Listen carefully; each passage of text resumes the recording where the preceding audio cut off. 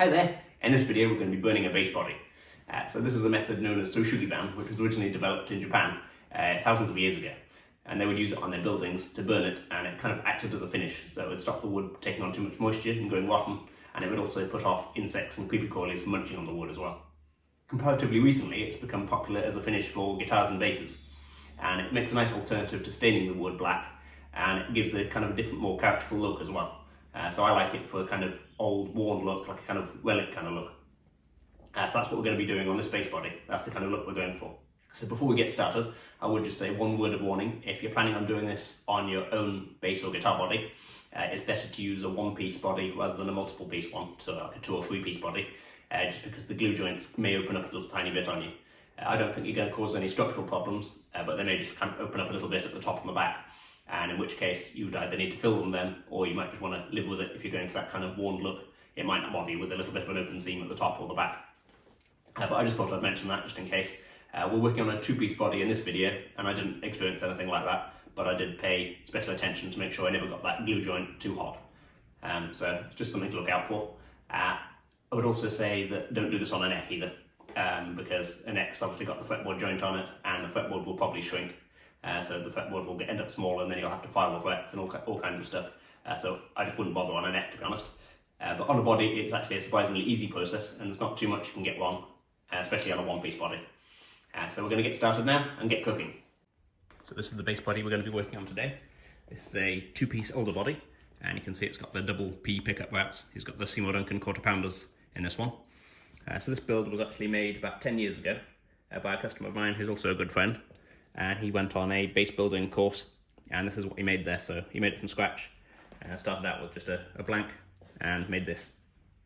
And he's done a great job. There's nothing wrong with it, but he would just like a bit of a different look to it now. So what we're going to do, we're going to give it the charred burnt finish and then an oil finish on that afterwards. And we're also going to make a pick guard for it at some point. It probably won't be in this video, but you'll have to stay tuned to my channel and see that one. So on the back, it's rear routed, and you can see it's a bolt-on, which I've got my spray handle attached to. So this is the same handle I do all my spraying with, as you can probably tell by all the paint on it. And that's just going to give me a way of being able to hold the body in my spray stand without having to worry about burning the table or anything like that. And it'll allow me to be able to turn it all round as well and get to all areas. So let's get burning. So I've now got the body in the spray stand, and this just is like a tripod which allows me to spin the body in it, so I can get to all the different areas of the body without having to handle it, because obviously at times it's going to get quite hot, so I don't really want to touch it. And I'm going to be using one of these, which is a map gas torch, and I've got the heat setting turned right down to start off with, and we'll see how we get on with that. I may end up turning it up as we go, but obviously each piece of wood is different, or might burn at different rates, so we're going to see what this one goes like and take it up from there if we need to.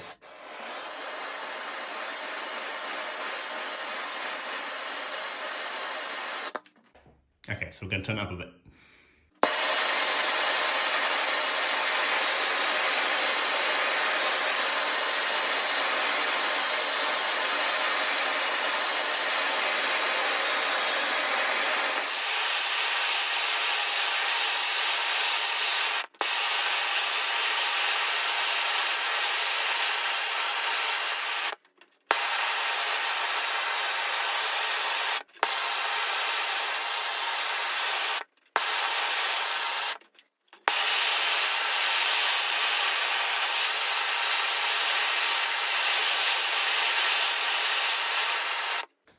So I've pretty much done half the back, and it's going well. I'm just being a bit careful around this area here because this is the join in the body, because this is a 2-piece body.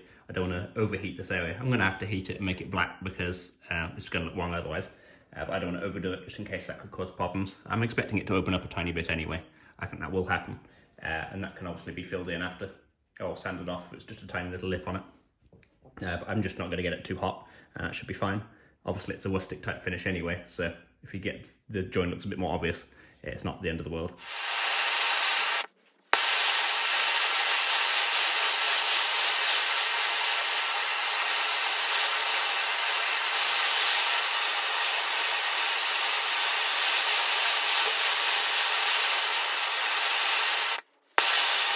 And now we're moving on. So the actual colour of what we're left with is more like this side of the body over here, the base side. This treble side I've yet to sand, and it's got this kind of surface char on it which comes off with dust basically. It's like just dust which is on there, on the very surface, so that's no good for us because that won't give a nice smooth finish. So what we're going to do is we're going to sand the whole thing with 400 grit sandpaper. I've already done this side here, and you can see it looks this sort of colour after it's been sanded. It's actually going to be a lot darker than this. As soon as it gets any kind of finish on it, it goes much darker and richer colour. But we're going to make all like this now by sanding the rest of it, so we have a nice uniform colour. If anything's not uniform, I can hit it with the torch again, or sand back any, especially black bits, more.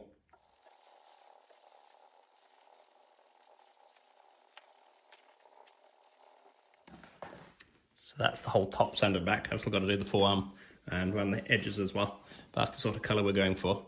And then I'll just show you what it's like when it's wet.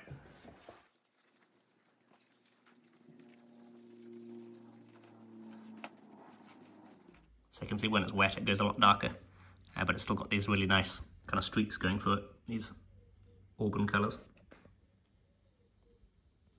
So I'm very happy with how it's looking at the moment.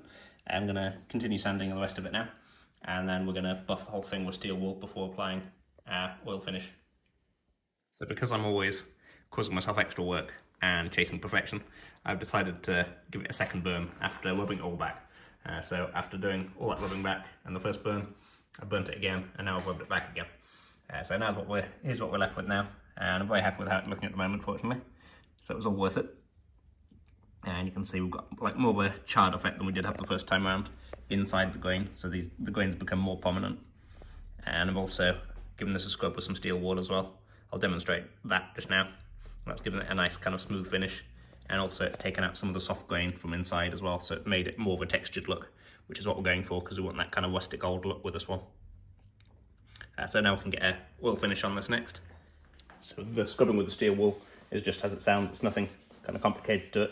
And what this is doing is leaving a nice polished smooth surface on the flat areas, and it's actually digging out kind of the soft grain in between, so it gives it more of a textured kind of look in there, but then it polishes the top surface, so it's doing kind of two jobs at the same time, and they both sort of contradict each other, but once you see it you kind of know what it does. Get an angle down here and you'll be able to see it.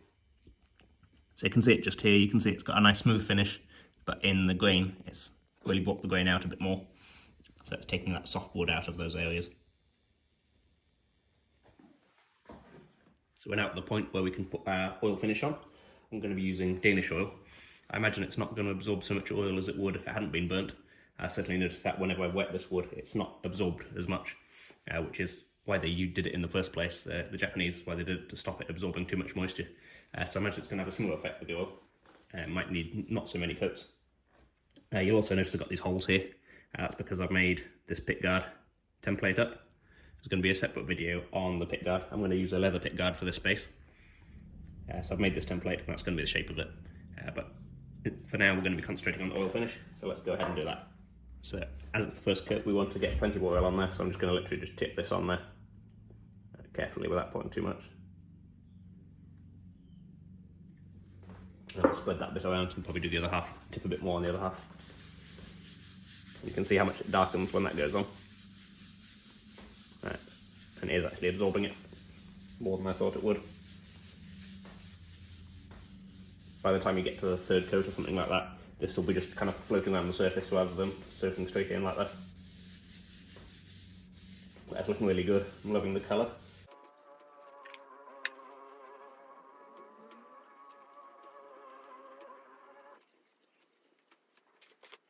As it's the first coat, that's just absorbed straight in, so there's not really anything left on the surface already, so I can apply a bit more oil and keep that going until there's a bit of a build up on there. By the time, like I said, the second or third coat, this will be floating on the surface, so I'll leave it like 15 minutes, then wipe the excess off, but at the moment there wasn't really a tiny bit of excess on there, so I'm going to do this again, just apply another coat of oil all over it, and then leave that about 15 minutes and see if there's anything to wipe off then. So you can see that sort of effect on the grain I was talking about now. It looks a bit more like ash rather than alder, because that soft grain's all been taken out by the burning and by the steel wool as well.